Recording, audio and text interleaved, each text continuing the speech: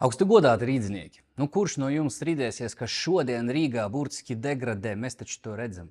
Netīras, nesakoptas ielas, neizremontēti ceļi, gan iekšpagalmos, gan vispār. Neviens negrib to darīt, neviens negrib šodien rūpēties par Rīgu. Visiem pietiek tikai ar to, ka etniski viņi pārstāv kaut kādu pareizu pusi.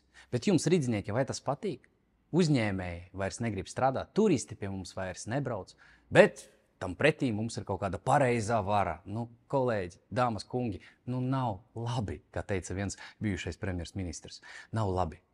Mēs šodien saprotam vienu lietu, kā bērni skolā nepabaroti. Agrāk Rīga to ir darījusi. Šodien mēs ļoti labi saprotam, kā sociāla joma vispār Rīgā ir atstumta malā. Nevienu neinteresē.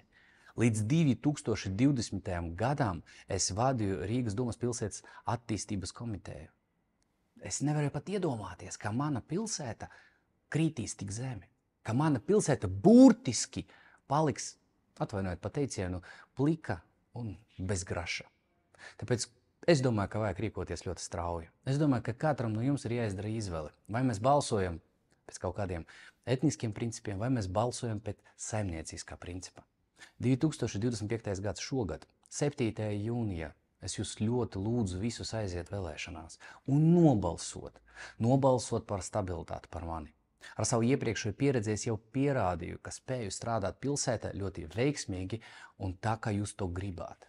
Ja jūs balsosiet par manu politisko spēku, konkrēti par mani, tad es jums varu garantēt, ka es atgriezīšu to Rīgu, kas ir bijusi 5 gadu atpakaļ pirms Vilnis Kirsis, progresīvi un visi pārējie ir atnākuši mūsu pilsētā.